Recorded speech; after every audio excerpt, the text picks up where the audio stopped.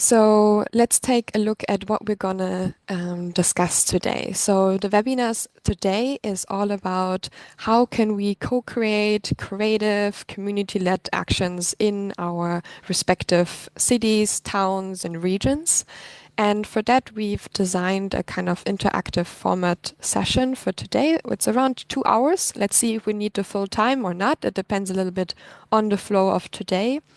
But we are right now here in the 10 o'clock CET point of the agenda. So we have a little bit of a welcome and we will have a short introduction to the session where hopefully we can also, I will unshare the screen in a moment. So if people want to share a little bit about their respective experience, we can do that in a moment. And then from latest 10:30 on, we would dive right into a activity. We will use a Miro board for that.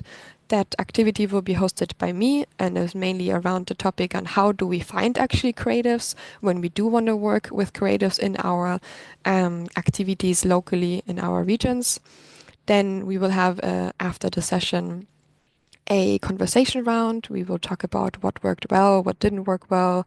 Maybe there are some questions arising of, like how do I identify who's the right creative or what types of different creative people are out there and these kind of things. So we will have space to talk about this together.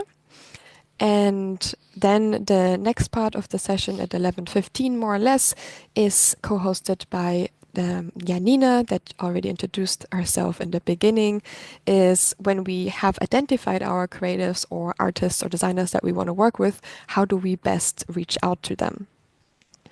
And we will look at some easy tools, but also at the key information that we might need to collect to ensure that the people who are onboarded freshly to an initiative do know all the information that is needed.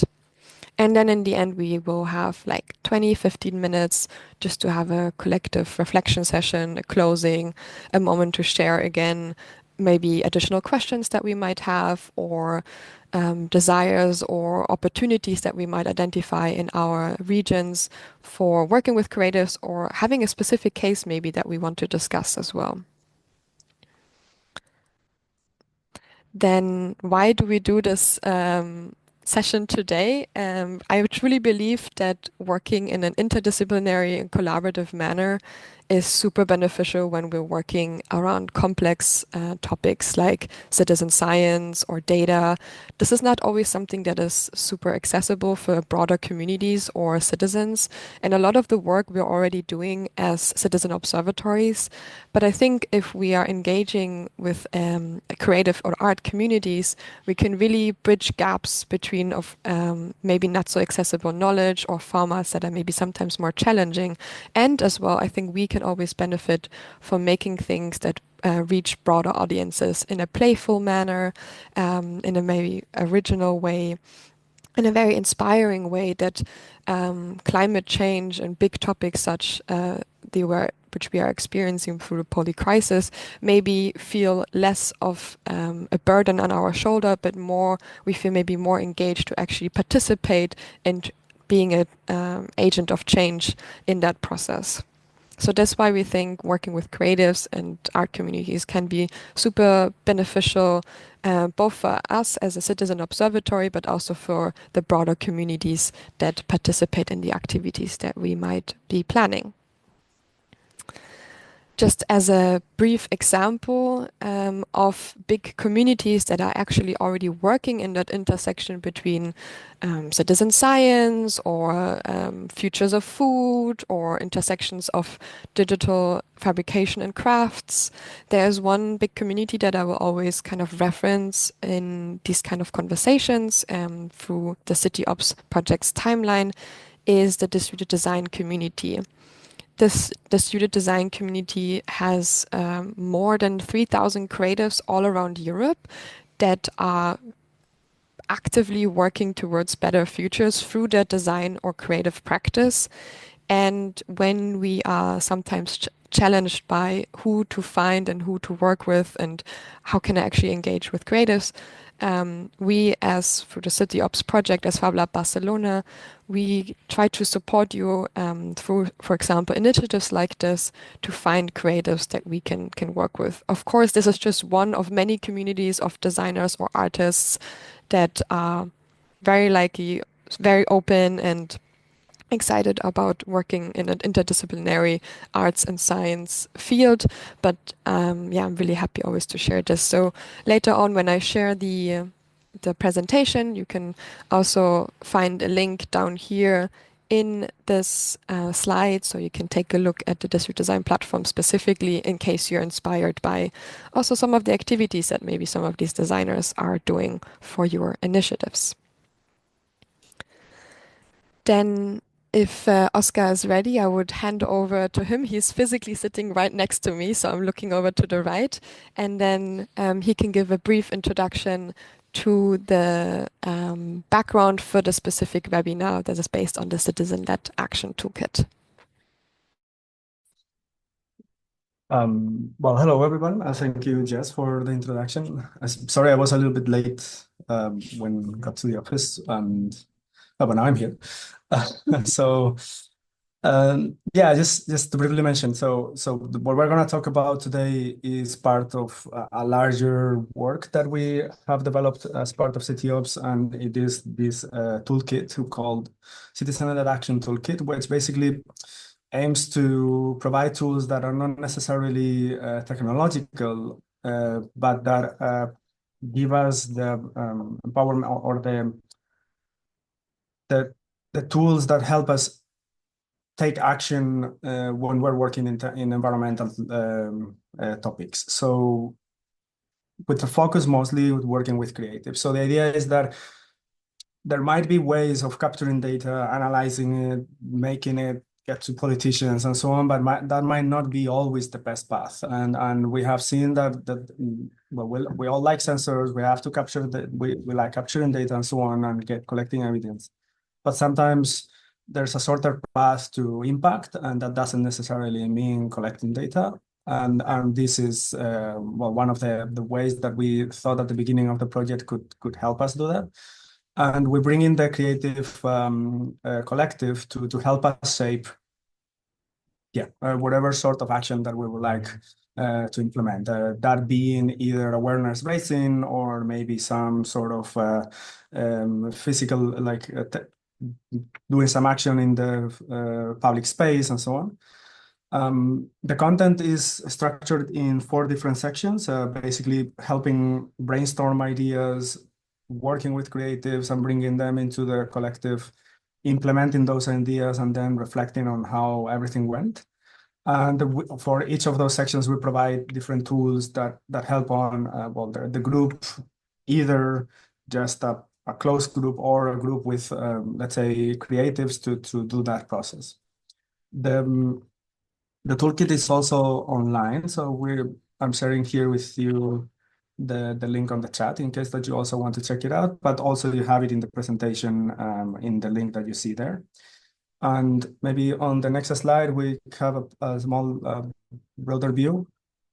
So the idea is that we go through the whole process of coming up with an idea to implement, but bringing especially creatives, namely artists, people that are used to work with their hands, like craftsmen or makers and so on, designers, and then implementing them on either the public space or however it is, maybe on the virtual world, and then reflecting on how that happened. And all these tools are open and easily available through the toolkit. And today we will focus mostly on how do we bring creatives. So we're not going to work on brainstorming or implementing, but maybe let's say the interesting addition here is that we're trying to do this process with artists, and today that's going to be the focus. Now, how do we bring these special people with us to work on these also special projects, and how do we get their attention? Where do we find them, and so on, and bring them to work with us. So back to you, yes, I think.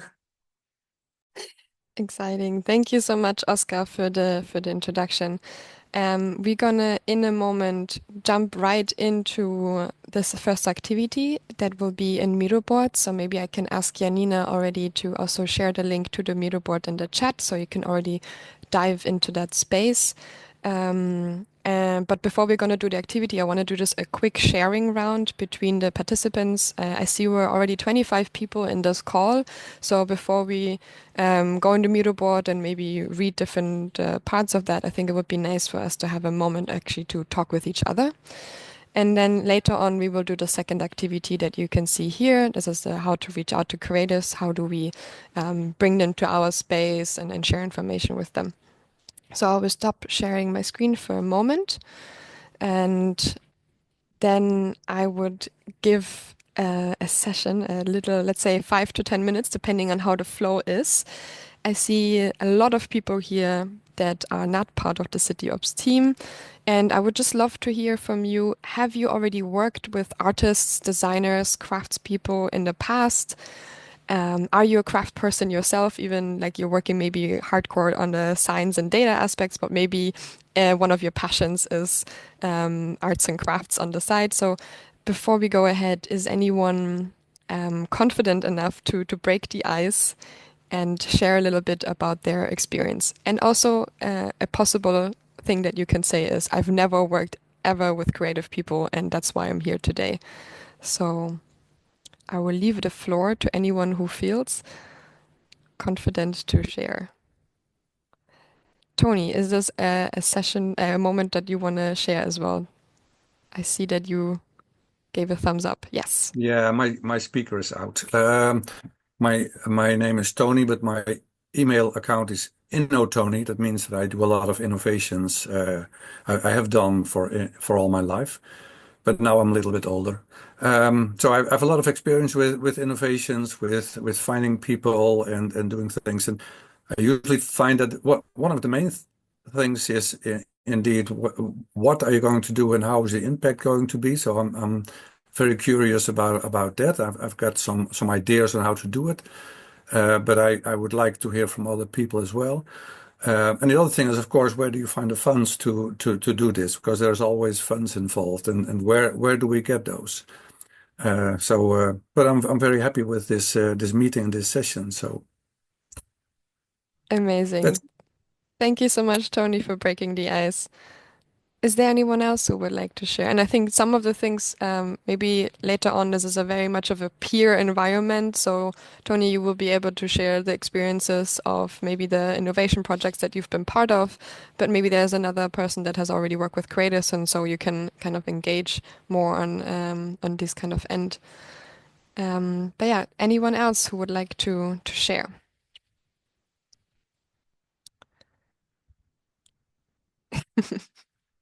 Don't be shy. Otherwise, I'll pick someone. That's always the worst. People hate that when I do that. So,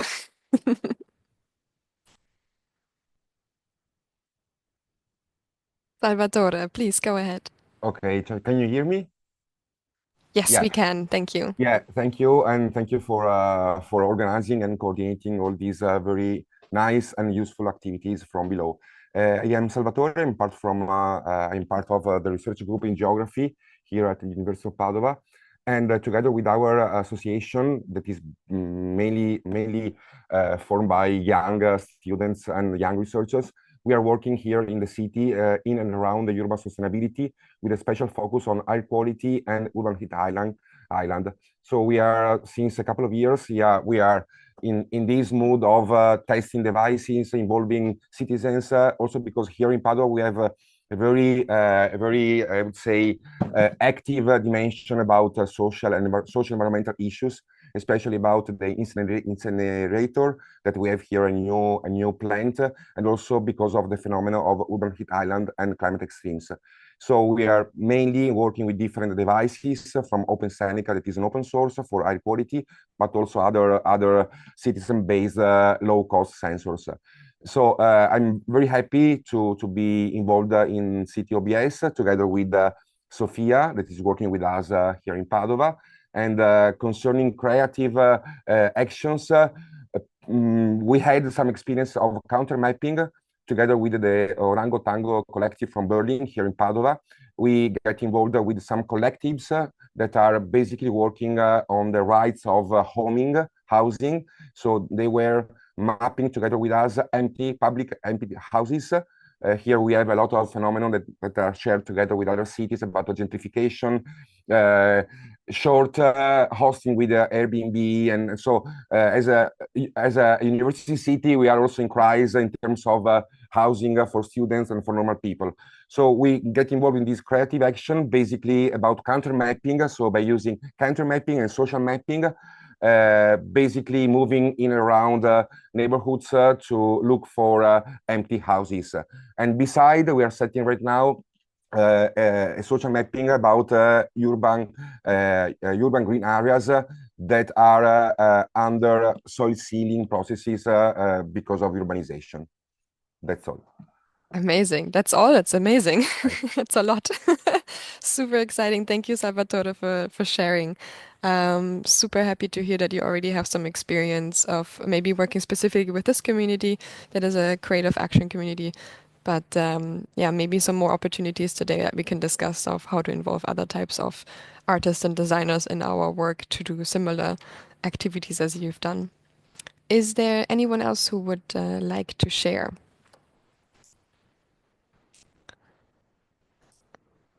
I see also I think it's the It's Me a Planning Agency team. There's a few people together. Would you like to share if you have experience already, or is it your first time, possibly for City Ops, to work with creatives, or also just a little bit about your background if you would like to? Hello, Jessica. I am Pelinoza. Actually, we emailed too much. We are all together now with the equipe. For the creative part, something. Hi. Yeah, we are all together. Actually, this is not our first citizen science project now, but actually we have attended in the previous sections, in the previous ones, and we are now here for citizen science for fire, for extreme heat, and so on. Actually, I couldn't get the main question now, but I just would like to sum up like this. Amazing. Thank you. It's great to see that the whole team is joining together. This is a nice way because I think I mentioned already, we're actually in the same space, but we're using different computers, Janina, Oscar, and I. So maybe we should actually scoot together next time as well to join together for this meeting. I like that. Thank you. Because we are just arguing about some technical things also. That's why we are all together. That's great. To catch up. Thank you. Collective arguing space. I take Exactly. that. Thank you Amazing. so much. Great. Yeah, so if not anyone else feels right now like sharing, that's completely fine. We can maybe for now move on to the first activity. And I will share again my screen and I will explain to you how we're gonna. Oh, actually, one second. Let me unshare for one moment, just so I go already to the right part. Here we are. Okay. So I'm gonna reshare. So before I'm sharing, does anyone has issues with accessing the Miro board that Janina has shared in the chat? No. Okay, I will take this as a no. In case there are issues, please use the chat function to tell us in case you have not the possibility of entering, just because we're going to use it as a facilitation method today for the session. So in case someone has issues entering, it will hinder a little bit the participation. So we want to make sure everyone can participate today. Okay, here we are. Just a quick intro to Miro for anyone who has not used it yet in the past. You can see here all of these lovely names. These are I forgot how it's called right now, but you basically see how people are moving live in the space. In case this is something that you don't like, you can go on your name on the top right and go down and say, don't show cursors. in case it's bothering you, or show cursors. And with that, it gets a little bit less busy. However, if you work in a team later, it's kind of like nice to see who is in your team in the same space right now. So that's a little side note. Also, all the tools that you can use within Mido board are here on the left side. So you see here, this is a cursor. Then here is text function and the sticky note function. I see already the Izmir team is already starting to write things in. Before you start writing, this is the example space. Thank you. We'll go Sorry. through. No, don't worry. All good. I love the initiative. That's great. Keep the spirit. We're gonna do this exercise together, more or less together, which is how do we find creatives? I think when I'm working with people who are not calling themselves a creative person or a designer or an artist, this is one of the main questions we receive. This is one of the first questions that you will also see in the City Ops Toolkit is how do I actually find creatives? If you're not part of the community, sometimes that can seem a bit daunting, but what we're going to do today is trying to break down, in case you have never worked with the creative community before, how to be able to find them. And this is actually not as hard as it maybe sometimes seems. So what we've done for that is create a little map here with a checklist on the side. This is the space where we're going to show what we're doing, but later on it would be great to create some teams. So each of us can go into like smaller breakout rooms because we're 26 people, so we could do breakout rooms. And then in teams kind of work through the steps. But before we do this, let's go into the space here. So this is a community map. And you see in the middle, this is our respective citizen observatories. And the further you go away in these circles, the further you zoom out of the scale. So as an example, the citizen observatory in Barcelona, let's say it's at FabLab Barcelona for the sake of this conversation. Local would be either in our neighborhood or maybe in the city scale, maybe even in the region scale. So we go all the way to Catalonia. And then the global level, that would be obviously in a European or worldwide level. So when we do this mapping activity in the moment, have in mind these different scales. So when we're looking and positioning some of our sticky notes, that should always be respective to those scales. Then you see 4 axes. You see on the left side, design studios and agencies. You see left bottom, universities. You see on the right bottom, Fab Labs and makerspaces. And on the top right, you see individuals. So what we're going to do is use 2 different methods of filling in this community map. Method 1, by your existing knowledge. I'm going to show an example here. We're at Fab Lab Barcelona. I know that there is IED, which is a design university, so we put this here. There's BAU, it's another design university, so I put this also here close by. It's actually super close to our space, so I put it here. And then there's, for example, also Elisava. But Elisava is not only here in Barcelona, but they also have a place in Madrid, for example. So I position them a bit further away. This is spaces that I already know, and I can fill some of these things in based on this. So, for example, I could say there's this other creative, her name is Paula, and she lives in Barcelona. So I would put her here, and I know that she's someone that we could work with. So this is not always something that you might already know, but what is really easy, and it seems a bit ridiculous, but if you just go here on Google Maps, for example, for the sake of this, and you just type in design universities, you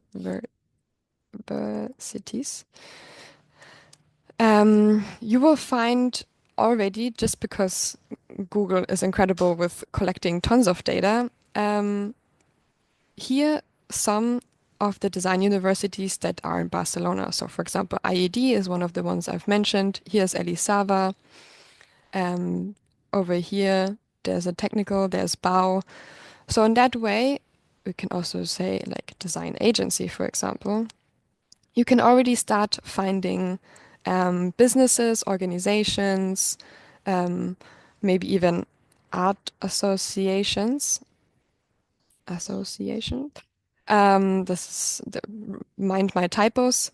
For example, here, Asociación de Arte Poblenou, that we can start mapping in these kind of spaces, in this kind of tool, let's say. And if we have sometimes a question about what we should type in Google or in other search engines, we made a little checklist here on the side that can maybe help you to find, in the search process. On the other hand, this might work really well for your more local, regional communities or design agencies, etc., etc. But what might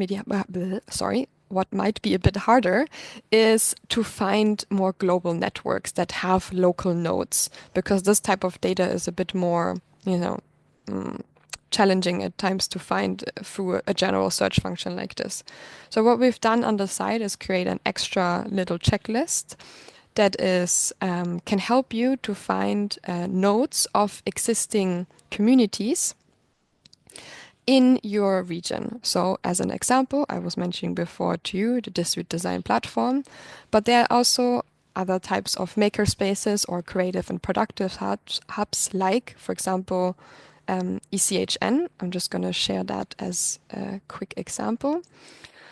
So through these existing maps of communities, you could go into, let's see if this works exactly.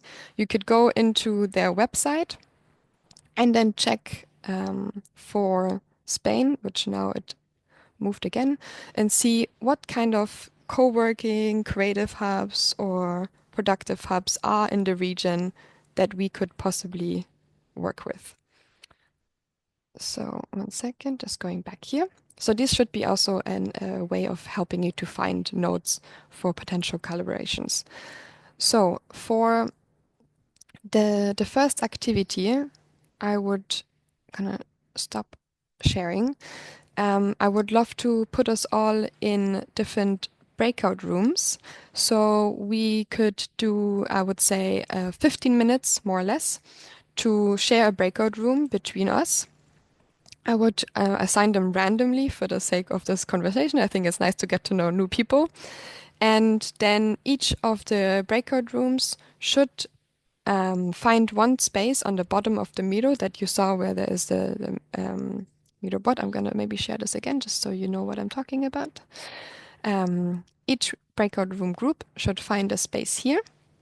And then on the top, put your name and the case that you're connected to and the region. So from each participant. So for example, if it would be Tony, you would put in here, you're from Haastrecht, is this your name, and you're connected from this specific case. And maybe you're together with Salvatore in a group, so you put both your names in the top there, just because you're the two people who talked before. So bear with me that I use you as an example. And yeah, is there any question about this activity? Is this really hard? Is this challenging? Is it super easy and you think you're going to be done in 5 minutes? Okay, it seems feasible.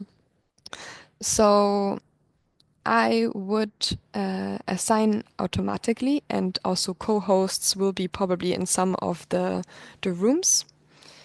And we will go into the breakout room and we will be there 15 minutes for now. And please do the activity together so you can share experiences, map some of the creators you already know, but also use some of the tools that I've mentioned to identify some creative organizations, nodes that you can put into this map.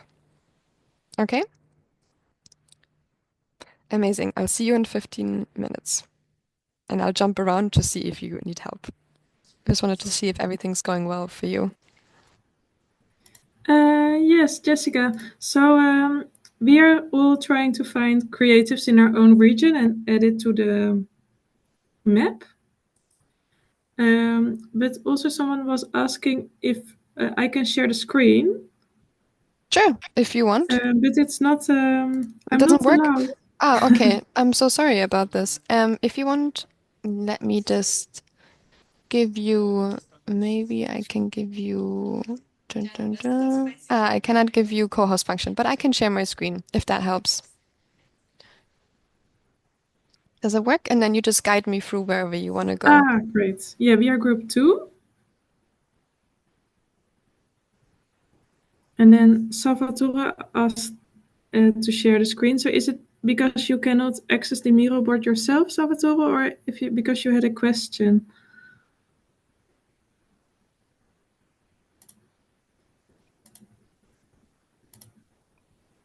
Oh, I think we lost him completely, actually. Yeah, I can tell that Salvatore is actually not anymore in here.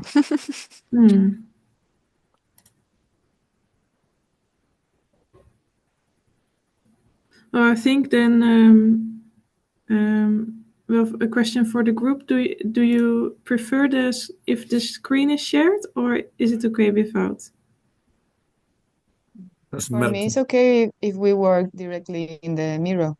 I was thinking like in the what can I put, in the different post-its. Where are you located at, Pamela? In Barcelona, so Well, then I can help.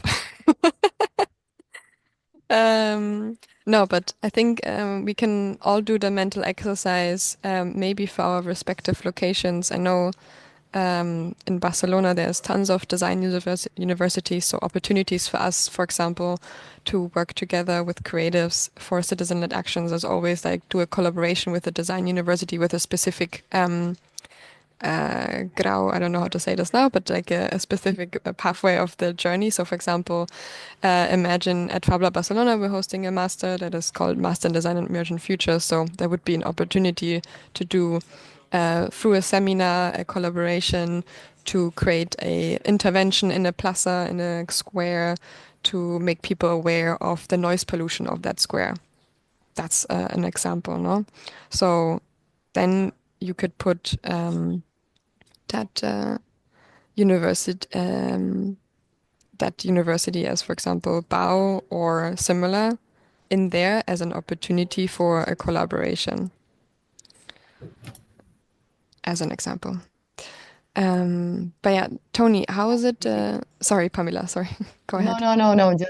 Just to add that I have never worked with creative people, so this is like very new, So I'm thinking like, okay, Fab Lab, yes, I knew it, but something else, like, and it's really helpful the links of the searchers that you have shared. So I will discover this new tool. Thank you. No worries. Yeah, especially because, for example, in Barcelona, I'm bringing this up because maybe Pamela, not more insights for you as well. We have a really big network that's called Ensemble of creative spaces. So this network works with different types of creative and productive hubs. So you would see some that maybe do art production, maybe some are manufacturers more, some other ones are more community hubs, so they do interventions together around that. So that would be an example for the bottom right. It's called Ensemble. That could be in the local network. Similar, I think, depending on which barrio you go, there the Ateneo de Fabricación, which for sure you know, and I'm probably writing wrong right now, so please bear with me. I get always confused between the Catalan and Spanish writing for this for the name. But yeah, this is many ways. Also, there is, I'm just making examples for Barcelona because these ones I know, is I forgot now how they're called. POD is the short version, but there's the creative network Poblano, for example. I think the short version is POD, urban urban district. I forgot their exact name, but I will put it in a moment. It's basically the Poblano Urban District, that's it. And they host the Poblano Urban Nights, the open nights and the open days. So these are also, for example, a local network that you can get in touch with to identify local actors. Like if you check on their website, you would for sure find a list of all the members And when you go through the list, you could see what are the type of organizations I would like to work with. Do I want to work with someone who does artist fabrication, or maybe I'm doing a community event and I want to do like a food installation for whatever reason. So there's many ways of checking existing networks to find creatives. That's very useful. I'm making it Well, super practical for the Barcelona case. Yeah, thank you for me. But it's good. We can translate it to the Dutch situation then. Exactly. I just wanted to ask Tony, how's it for you? Like, do you know existing networks in the Netherlands? How's it in Haastrecht? Well, Haastrecht is a very, very small village. There's nothing there. But of course, in Amsterdam and Utrecht and Rotterdam and other places, there's communities. But I think for us, the main thing is how to find budget to have something done. I mean, the creative, of course, has to be found, but he needs budget. So that's a big question here, I think. Actually, especially in the Netherlands, there's quite a lot of funds for those activities, which I'm quite surprised by. Or not surprised, but it's really nice. Of course, in the framework of City Ops, there is a small budget for doing activities when we're working with creatives for some of the actions that you might be wanting to do in Haastrecht or together with other citizen observatories in the region. But in generally speaking, it depends on what type of activity you want to do. Barcelona is a really nice example. Partners that are not here today, but we've supported through mentoring. They've done a creative intervention in one of the squares in Gracia. And for this, they received funding by the municipality. So they applied together with the Ateneo de Fabricación, a fabrication space, with their ideas, said that they're going to do a community-led action, and then they received funding from the municipality to do that community action in that specific square that was already driven by a creative approach. So these are examples to find funding. Of course, you need to be really aware of like the local funding schemes for these kind of things. Alternative, especially in the Netherlands, I forgot how it's called, but there's the creative funds. I can send a link later on as well if you want. But there is funding for creatives to do meaningful activities. Yeah, I understand. We also have a Dutch group where Eline is part of. And of course, for you as a university or lab, that it's easier to find these things than me as an individual citizen. I mean, as a citizen, I'm no one. That's the way it works, of course.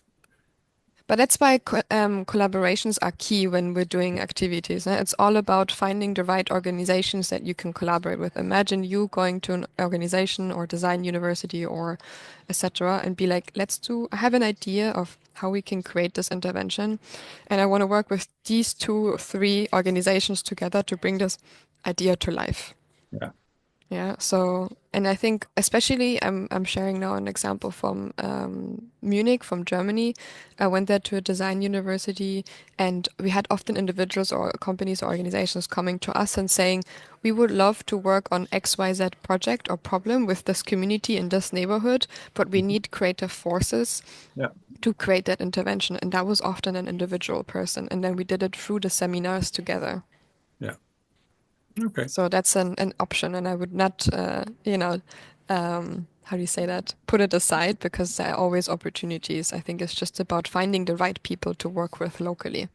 Yeah, but we're working on that in the Netherlands, and I'm pretty sure it's going to work. But that's one of the main issues at this moment. Yeah, of course. Funding is always the biggest problem for everyone, I think. Yeah.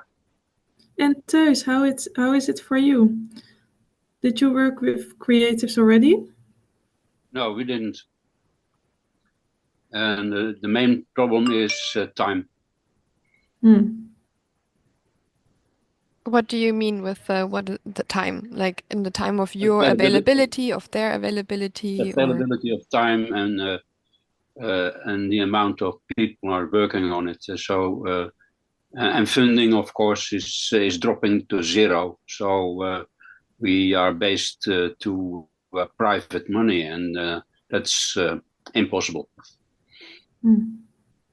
Yeah, as we mentioned, funding is always is a big challenge, but I think at least in the creative sectors, there are quite a lot of people who are really willing to create meaningful change and to address actual real problems. Not, again, in a design university, that's very similar, but um, if you find the right people locally, then maybe it's not about you having time 40 hours a week, but maybe it's around an hour or two to be able to coordinate something, and then the intervention or the activity that is planned is done collectively through different actors, because then it's not about you having 40 hours, but everyone contributing 1 hour to create 40 hours, no? So I think this is sometimes also a little bit of a shift in our mindsets, that through the collective approach we can address certain yeah, challenges like that. But yeah, of course, it's not easy.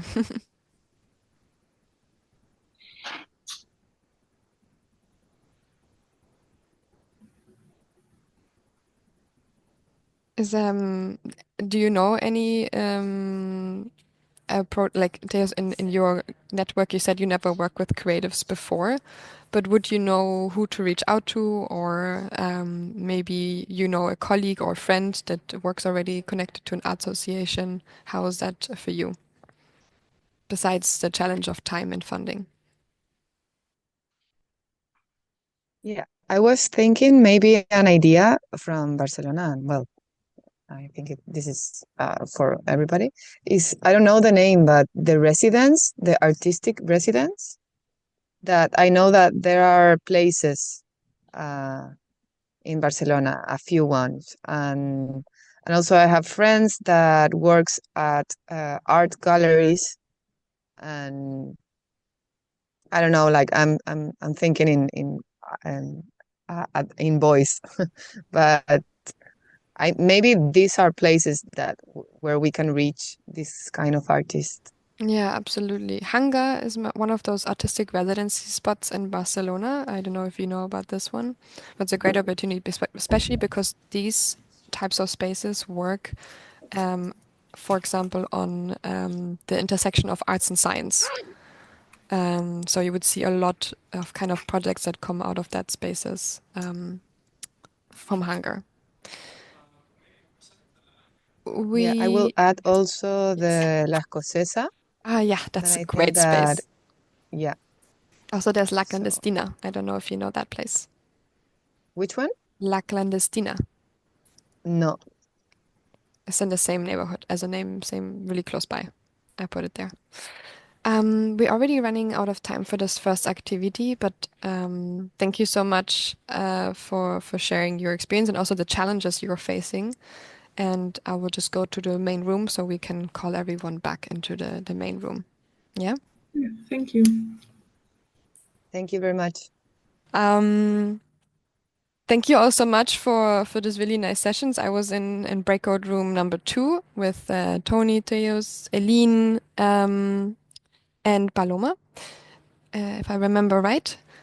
That was a really interesting session to hear about some of the main challenges as well. But I think we had a nice brainstorming around some of opportunities. Pamela, sorry about lo siento. um, some of the opportunities on like organizations we can reach out to. We have some nice things in our Miro board. Maybe Tony or Pamela or someone else from the group, do you want to share for a moment some of the things that you've seen, that you have identified, or also feel free to share, of course, the challenges that are in common between us,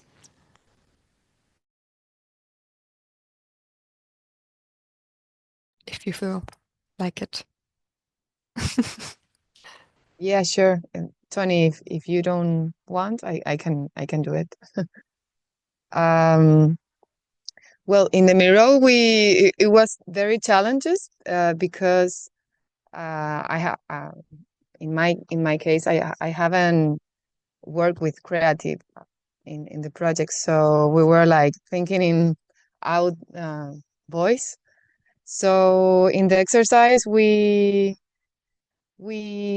reach some universities that were with the creativity industry, like in Barcelona as the BAU, Elisava, and also my partner, Design Lab University 20 and Utrecht Design University.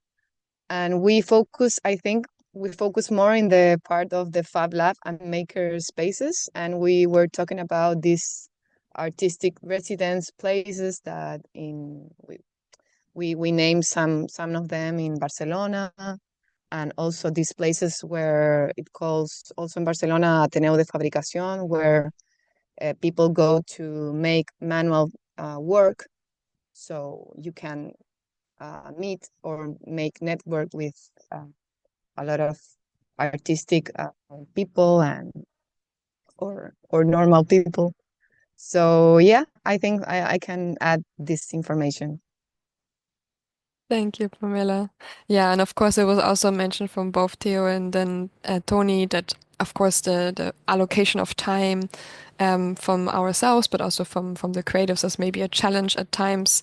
So that's also definitely something to have in mind, besides, of course, the universal challenge of finding funding for our activities. But I think that is quite transversal for many of our organizations and initiatives and individuals' activities. Is there another group, maybe from Janina's group, if there's someone who would like to share, Janina or someone else from the team who would like to share what they found, maybe some challenges they had? Yes. Maybe for us, it was quite interesting because at first we decided on which city we wanted to use to map. And we had majority of the group joining from Greece. So that was a nice coincidence. And we went with Clara, like the center of our map is located in Ioannina in Greece and based on the Commons project of Clara. So maybe she wants to talk a bit about that if you're open. And we just mapped any interesting studios, agencies, contacts that were already there, and yeah.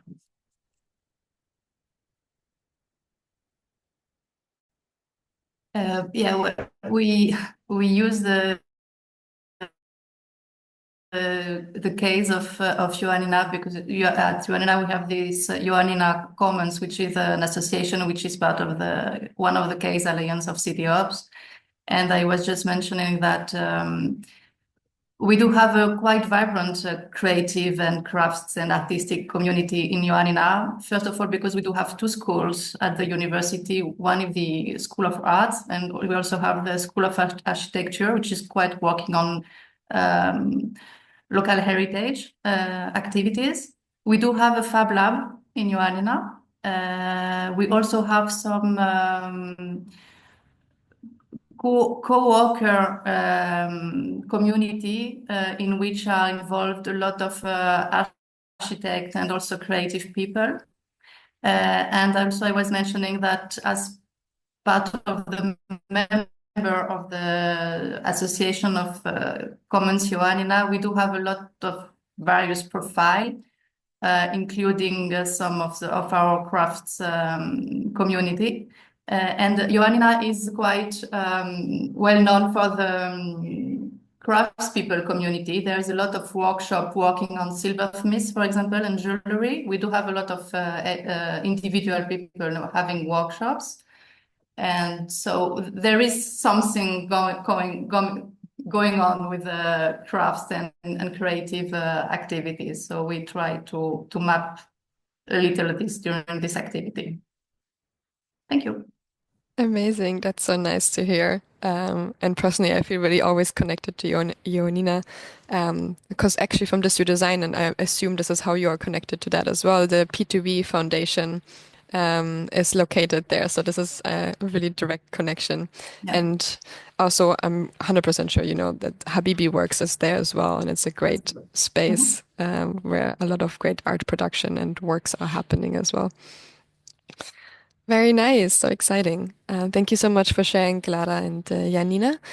then maybe I can ask from Oscar and his team what they maybe what they mapped, some challenges they may have experienced, or opportunities that they were able to identify, similar as with Clara in Greece.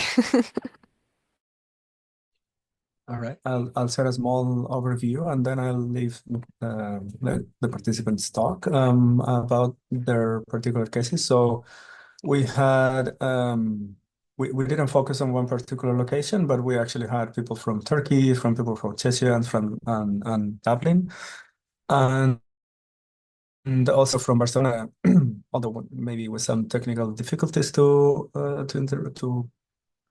join, but that's okay.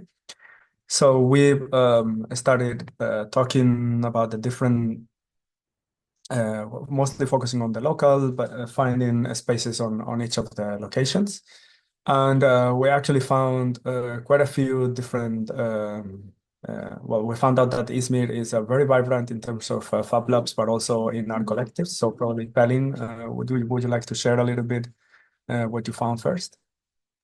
Yeah, of course. Oscar, thank you so much.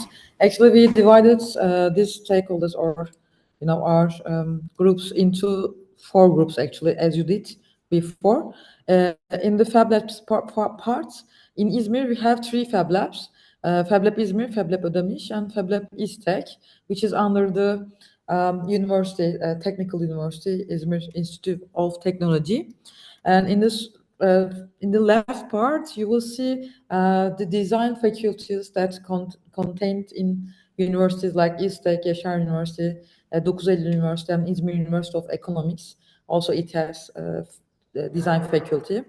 And on the right part, you will see Daraj Collective Izmir. Also, we have left the website of it. I'm too sorry, it is in Turkish, but this is really interesting group that's brought together in the heart of the city.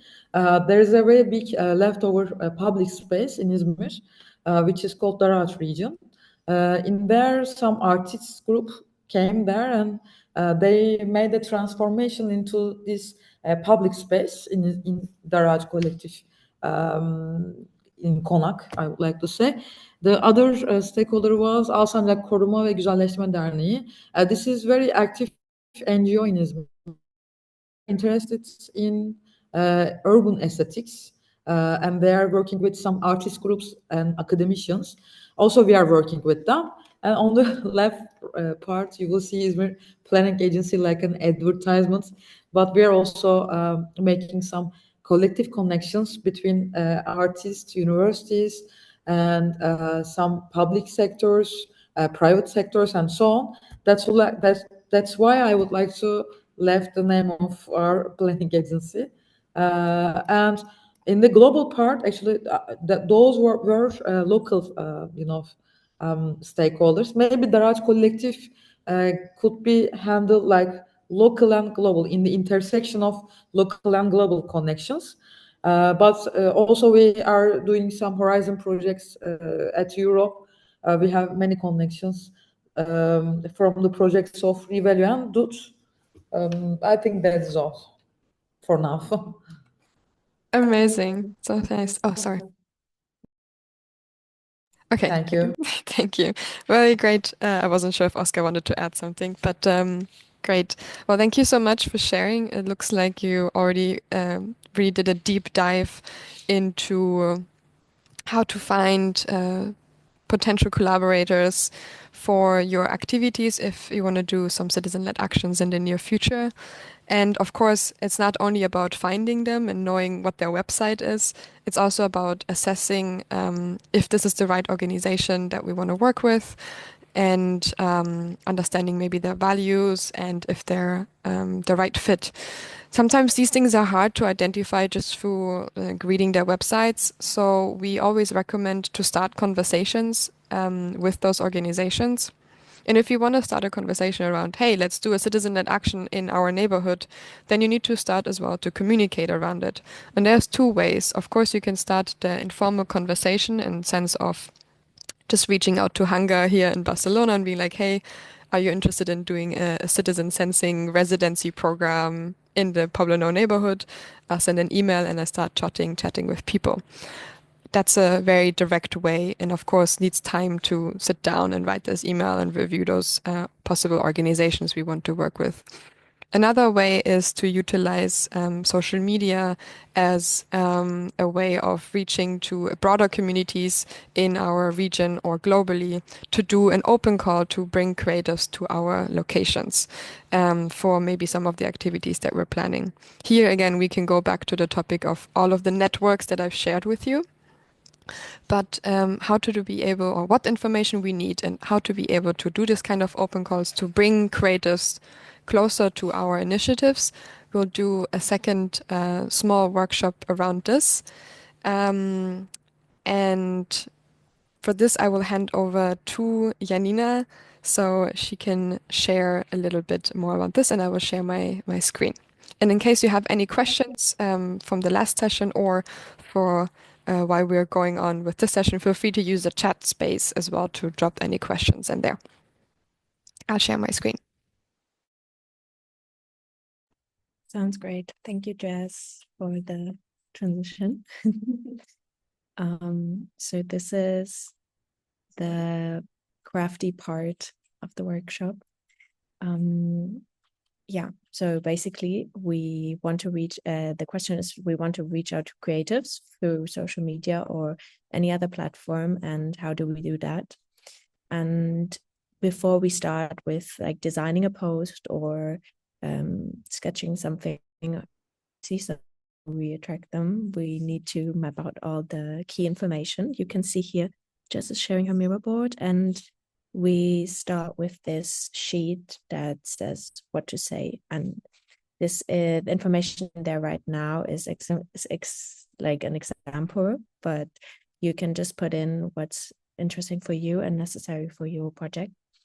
But you put in the community contacts, you can put in the goal of your activity and use any information you put in there to add into the post or in advertisement later. And this is also useful if you're writing emails or if you're contacting them through other mediums, because you always have the most important facts in one sheet. If you want, you can copy paste it as well later and use it again. And we put in the information, and then we go into the next step where we sort the information text in relevance and style. So if you know you're doing an open call to make air visible, you can use the first page of your post to insert that information, but make sure there's different layers to it where you see like different things are important. So if open call is the most important information, you put it in there as like the biggest text, and then vary from that like the less important, the more tinier you can make the text. And then after you position your information, you can go on to add some color and make it more interesting and pop out, and choose a background. Right now we're working with these colors because they're related to city ups, but you can choose any color. And then also add some sketches, arrows, like icons and forms, and make it a fun post. And we created this kind of craft area where you can add your own headlines, you can add your own backgrounds and items, and also the information you need. And if Jess or Oscar has anything to add to that, you're welcome. But for now, the second part would be going back to the breakout rooms and creating your own social media post for an open call of your choice. Yes, Pamela, let us know. Yeah, Janina, can we use these templates like for our own projects? You can use them for real. Everything we do is open source. So the activity today is aimed towards building capacity in you to know where to find what's in the information and how to reach out. So everything that you find in the Miro board is absolutely free for you to reuse in your own activities, right? So we try to make this as tangible and practical as possible. Nice, thank you. Great. Any other questions before we go ahead back into the breakout rooms? No? Okay, cool. So we'll take, I think, 10, 15 minutes, and it would be great in the teams to decide a hypothesis of an activity that we want to do. Let's imagine. I think Tony had already actually, I'm sorry, I'm using you again as an example, but just because we were also in the same room. But you mentioned, for example, the noise in Haastrecht, right? So you could do as a theoretical approach for the second part of the workshop. You use that we want to do an activity in our neighborhood about noise pollution, and we're reaching out to creators to do an activity together. So imagine that scenario for the different locations you're in, and then use the same Miro board space that you worked in before to do this hypothetical open call, and then we come back together in the same room and we can discuss and take a look of what worked well, what are maybe the challenges, and also to help you and give you some tips for how you can communicate to reach out to those communities. Amazing, great. So I'll throw us all back into the rooms. And in the Sorry. afternoon, you see there's even more of them. And the idea is how can we make this visible? Because this is mainly of motorcycles. That's what comes by here. This is a very favored route. But when we say we have problems and we have annoyances, they say they don't downplay it, and the government says, well, it's okay, you know, probably we're not going to do anything about it. And we want to show this is really a problem for us. And the idea is that every circle here shows a number of decibels. So what I was thinking about, we have a bucket of water, or a bucket which is empty in the morning, but during the day, each noise pollution activity or sound is a drop. And that means that on quiet days, the bucket will never be filled, but on days like this, the bucket probably will overflow. And depending on how much noise there is, it will overflow faster or slower. If you take a look at where is it? Oh, here. Can I make it bigger? No. See, if you look here, it's just a little bit over 70, but here, for instance, it's almost 85. So there's a big difference. So the idea is to have something, maybe a screen or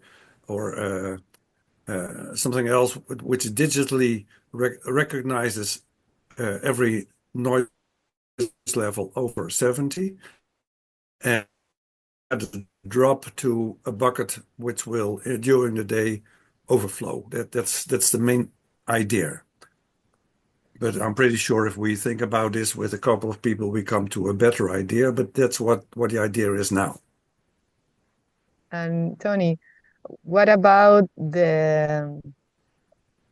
what is your idea of show to the people how much water it's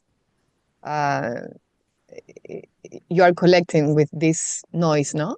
Yeah, the idea now is that first is who do I show it to? To the people who make the noise pollution, maybe, but then they say, well, I'm just one drop, so I'm not the problem. And the problem is, of course, all of the drops. Or do I show it to our burgermeister, a mayor, or do I show it to the Ministry of Health or the Ministry of Traffic, or I don't know who to show it to. I hope someone who will take action, or maybe to the press who will show, oh, there's something going on during this day. And how do I show it? Well, I'm thinking now digitally on a screen, which can be shown everywhere. Maybe it's in the mayor's office, so we can see it every day, or maybe it's on the internet, or I don't know. But that's the idea. Yeah, and then what you need is like a creative to help you to work on this idea, right? Yeah. So we now have to make this open call to attract like a creative to help us with this idea. What do you think of this idea? Does it show the problem and what it does to us? I'm thinking exactly what you said, that it's important to know who you want to target. Exactly. Yeah. Because depending on who you want to target, the idea might need to shift, Like I imagine one of the targets that you mentioned is the press, no? So if you want to do something that comes into the headlines of the local newspaper, you want to do something maybe that's big and loud and not in the sense of loud in terms of noise pollution, but in vibrancy in terms of how it looks. Because maybe that's something that would attract people and the press would come and like, look at this installation here, this is why. Or if you want to work more with policy people, the format that you address to them is very, very different. But that's why working in a group of people, maybe you, some neighbors, a creative, maybe the local policy officer, whatever it is, that opportunity to co-create that and to decide together what is the best thing that we can do in this street to make people aware that this is an issue, and even maybe imagine if you would do a demonstration, a sit-in on the street, and the motorcycles cannot pass. So the question is, who do you want to reach? What is your objective? Do you want to obscure the traffic? Do you want to make awareness? Do you want to actually create something that makes sure that people cannot, X, Y, Z? But these things Well, is always. let me answer, because that's a very, very difficult question. I mean, I've been talking to the local mayor. I've been talking to the Minister of Traffic in the Holland. I've been talking to the European Parliament. So all of them are public. I'm not the only one who have one of these devices. There are more than 400 in Europe in Holland. There's always the question about the critical mass, right? So you need Yeah. to achieve a certain level to make sure that people take it serious. If it's one person going to the mayor will be like, nah. But if you have multiple people that come together and they all agree that this is an issue that needs to be changing, that has a way different weight than it has as an individual. So this is an opportunity maybe to Of course, bring people and together. then we can close the road too.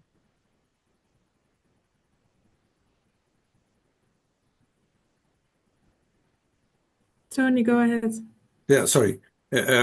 It's also what can a mayor do? I mean, he can close the road for loud motorcycles, and he says, "Well, that's a very heavy thing. I don't want that. I don't want that either. I just don't want loud motorcycles." And how can we do that? Well, that's with European law, maybe. And that's what the mayor says. Go to Europe and make sure the European laws are changed. So it's a difficult one. I'm not sure about the right strategy. Me and a large group here are discussing this for more than 10 years. And every year the mayor says, "Oh, here he comes again." And then there's a new mayor who says, "I don't have time for you." And then we have to do other actions and think of new things, because the problem stays. And they say, "Well, there's this year nothing we can do for you." And to know a little bit the context, because you have just said that this is a problem from 10 years ago. So have you have a website or maybe an association of neighborhood making this effort, no? Yeah, we are called the NAFOM, the Dutch Federation of Noise Pollution for motor vehicles. There's more than 100 citizen groups who joined this in Holland, and in Europe it's called SOS Europe, and then we have more than 300 citizens group joining it. And of course we have websites, and we have a chairman and a secretary. Everything is there, and still nothing is the other way, because it's a difficult item. Yeah, because it sounds like it's not illegal to have a motorcycle and to drive on the road, but it's really annoying. So you are trying to address like a. No, it's two ways. There's a motorcycle gate, let's call it like that. where if you measure the noise of the motorcycle when it's tested, it's around 70 to 80 decibels. But if they open full throttle, then it's more than 110 decibels. And that they say it's not allowed, but they do nothing about it. So there's this yeah, that's what it's like. And the problem is the law is for new motorcycles, but there's a lot of old motorcycles who makes a lot of noise. I mean, it's like it's like an air jet coming over. We literally cannot talk to each other in our garden when we're outside. And maybe, Tony, I don't know, this is like an idea, no? But maybe like a collaboration with a research health center, that maybe you can make a case study, like, Yeah. like to have like health evidence, no, about the noise pollution and how this is affecting the neighborhood. Well, there are a lot of studies about it, scientific studies. There's no doubt about it. No, but about yeah, your specific case, your street, not about my street, but my that's I street. think what the comment was about, to make one about your street. That would be like perfect. Yeah. Well, yeah, but well, that's why I'm talking to Elena and the RIVM, of course, city ops, and we hope that will help, because if I tell people here I have a decibel meter in my garden, they say, oh, this is a hobby thing. It doesn't matter. What it measures is no good, and here he is complaining again, and I can show objectively what's going on, and I know I'm the, how do you call this, the canary in the mines. Yeah, exactly. Yeah. So are you the only one in your street that is active in this, Tony, or is it more people in the street? No. There's a lot of people, and not only in the street, in my gemeente, what's it called? Municipality? Municipality. There's a lot of people in the different cities, all different villages. We just had last week a petition for our city council, because they say, oh, here comes Tony again, we don't do anything. So we open a petition and ask people to sign, and people are signing the petition. And so we said, okay, here we have a lot of signatures again. You cannot ignore this. You still have to do something. And I said, oh, Tony, don't do so difficult. I'm not doing difficult. There's a problem. Yeah. We will talk also Monday more about it. Yeah, great. And it's actually our national, like, Liberation Day. Today, yeah. This Monday, so I called our meeting Liberation of Nuisance. No, today is the day of the noise. Oh, today is also the noise pollution. But it's Wednesday. There is no pollution. That it's on the weekends. Ah, okay. Yeah, but that's great. You can use the app also at the weekend. Okay, okay, good. But that's the issue here. Yeah. No, thank you for sharing. And I think we need to go back to the main room. Yeah. But we will talk about it further. And I'm still not a sad person. That's really good. But do you sleep well, or this is something at night also, Tony? No. Or no, it's recreational traffic. So it's people who spend the weekend to have a nice ride on their motorcycle, and they go all through Holland and Germany and Belgium and France, and enjoy it, because it's a very nice area. And I understand that. I have a motorcycle driver's license myself. But so many and so loud, that's not normal anymore. Thank you so much for sharing. I think Janina and Oscar know that we're coming back slowly to the main room, so I'm gonna close this one as well. So I see you over there. Okay. Yes.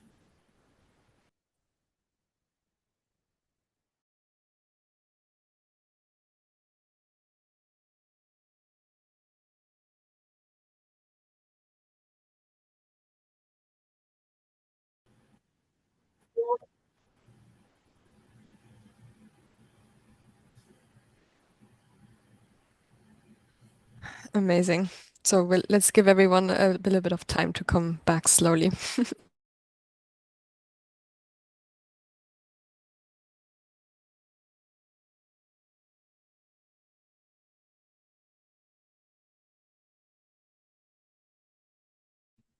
No.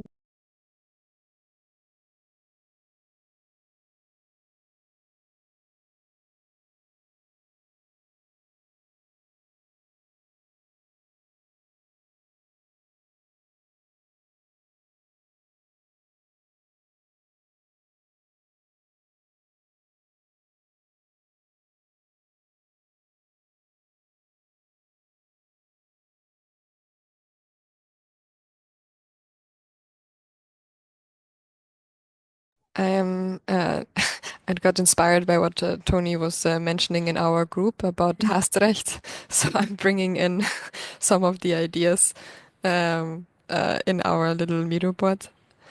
But yeah, I think it would be really nice to hear from everyone how this was going.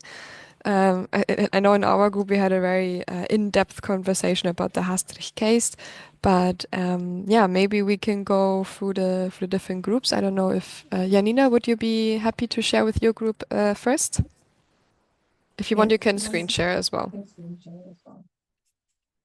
Mhm. I'm gonna see if that works. Let's try. Share my screen. I don't know if you can see this right now. Yes. Perfect. So this is our group. We created, with the help of Clara, an theoretical imaginary open call.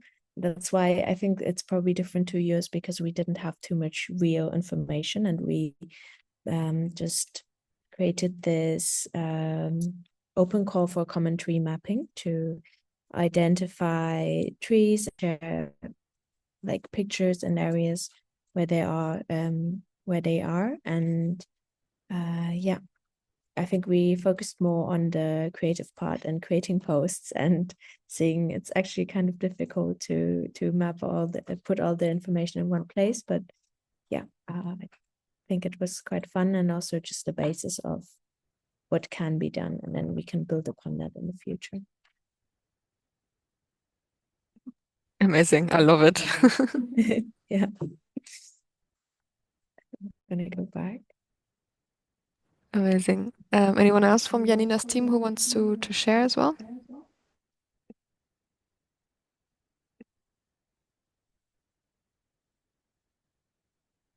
Then I'll leave it to Oscar and his team to share.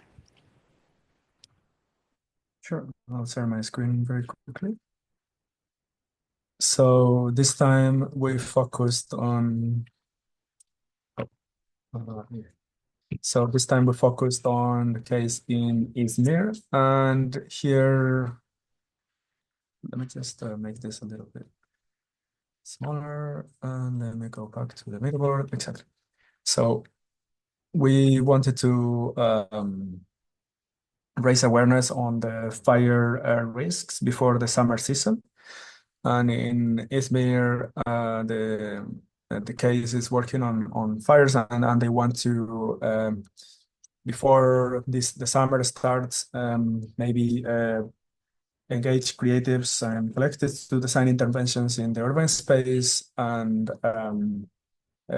making more awareness on the fire barriers that they build in the cities and to communicate their importance a bit better. So want to make them more colorful, maybe organize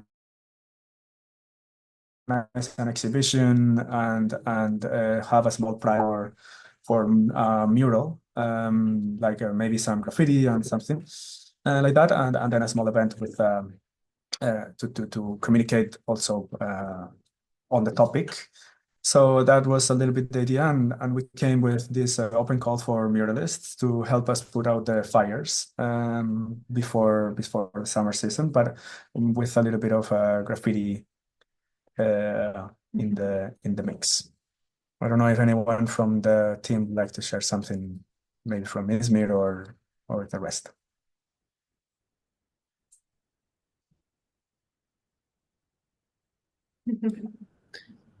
Oscar, are we going to explain some about it? If you want, feel free, of course. No, actually, yeah, the design was for the work package 3, like examination part, dissemination parts. Actually, we have not enough time, but that is all Oscar actually summed up. Thank you so much, Oscar. And Pablo. Amazing. Thank you so much for sharing. Yeah, from our group, I don't know if Eileen wants to share, but I can share my screen really briefly. I made, while we were talking, brought together some of the ideas because we talked specifically about the case from Haasrecht, where Tony was sharing that there's one street that is passing his house that is has insane noise pollution happening there, and he was showing us some of the data collected from over over a period of time. And basically, he's already very active in bringing this to the local authorities and is also part of local and international communities that want to. Really bad. Sorry. Maybe I'm breaking up. Is it better now? Sometimes. Okay, sorry about this. He's already quite active with local and international communities to make awareness around this topic. So we were just basically discussing about how we can bring people together in Haastrecht to not only make the people aware on the street that is directly suffering from the noise pollution, but also people that are maybe in further streets away, to bring them together and make them aware, make this topic important, but also ultimately how potentially this could be brought to media or to the mayor that takes it serious and actually creates an action, a policy or something around that to change the issue. So it's a big challenge. It's something that's been happening for many years already. So it's quite complicated to address. But really briefly, I just tried to put something here, and it's based on what Eileen has mentioned, because on Monday you have a meeting locally and it's called something about deliberation. So I just put here the liberation of our street. And there's, of course, missing information, but basically it would be an open call for a community gathering to bring people together and create an action plan together around the noise pollution. So I made some preliminary ideas here, but of course we could go way more in depth, actually taking a look at what could be changed in Haastrecht, identifying who is our main target audience, what do we want to do, what's our objective, what can be done. Great, that's very briefly summarized, but thank you all, the three teams, to share your hypothetical open calls for creative interventions in Turkey and in Haastrecht in Netherlands. And I forgot the last one, but this is really nice. I would love to have a short round of reflection in the end. I think for us, particularly, what would be most valuable as well is not only to know if these very practical approaches from today was useful for you, but also what else you're looking forward to learn and to be able to do in the context of creative and community-led actions. We are planning to host another session later in the summer online for the frontrunner cases and alliance cases. And in that moment, we would like to dive deeper into very practical tools that can help us for our cases and the activities that we're doing in our cases. So I would leave the floor open to the people participating to know what are your main questions, what are challenges that you're facing, are there things that we did today that was going to be useful for you? And also, yeah, just generally, in case you have something to share, this could be a moment for that. Yeah, Pamela, go ahead. Yeah, I have to leave like in 2 minutes, so I will give my feedback and go away. But I feel that for me it's very useful to know these tools. Like in this case of today was like to search these creativity communities, like this kind of practical tools. It's very useful because you can make like new strategies for engage this target group that you're not aware of them. You don't know how to search them due about well, Google Maps or ChatGPT, but maybe this kind of platform that they are more like specific, they're really useful. And also I think that the conversation in small group about one case study is very useful for make it like creativity goes with the flow, so that can I say. Thank you. Thank you, Pamela. Thank you so much. Anyone else who would like to share about their experience, and maybe also if there are some specific challenges you would like to address in the future? Yeah, shall I say something? Sure, go ahead, please. Okay. Yeah, thank you very much for the opportunity, and I think it's good to discuss these issues. We're not going to solve, especially my issue, in one day or 1 year, or maybe not even in my lifetime. But it's a good way of thinking about how you can address a difficult issue and find solutions for it. So I'm happy with the discussions.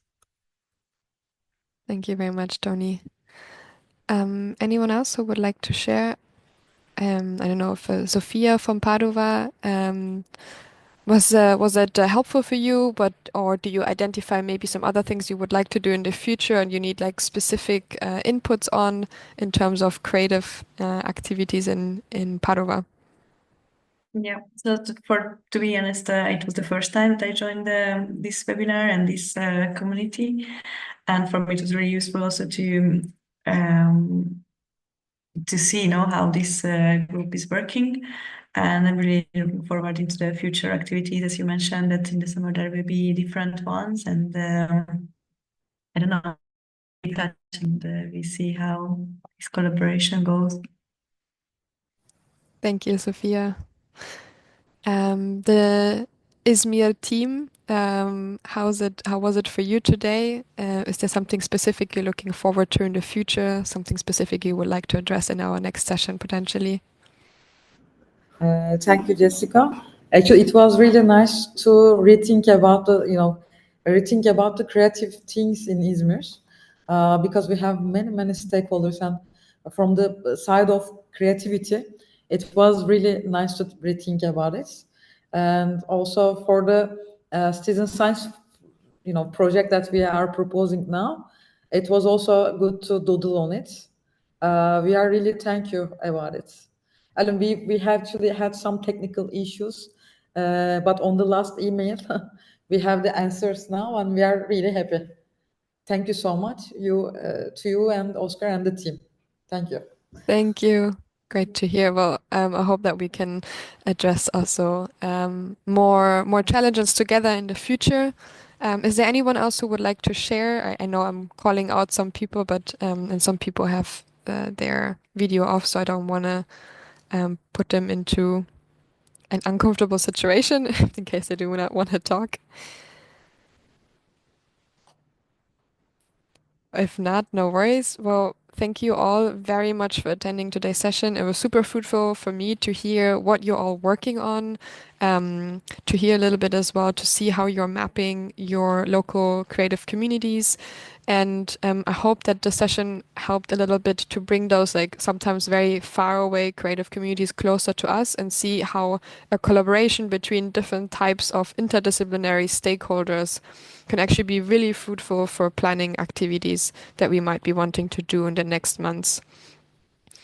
The combination between scientists, citizens, and creatives, I think there's a lot of potential behind that, and we can all come together to address our local challenges in a manner that is meaningful to us, and hopefully as well in the future can address some policy changes or communal changes or habit changes.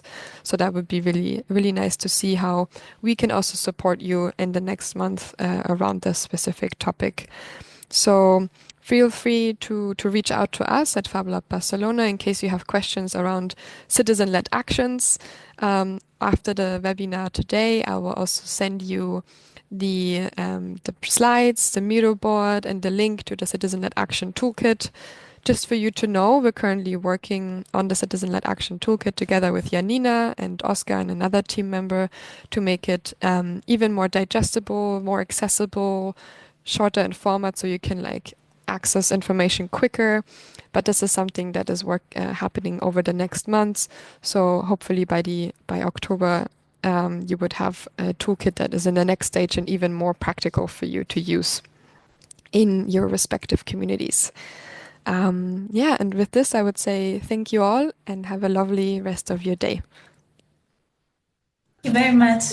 Bye bye. Thank you. Bye. Thank you very much. Thank you very much and bye. Bye-bye. Bye is mir Team. Bye, Thomas. Bye. Bye is mir Team.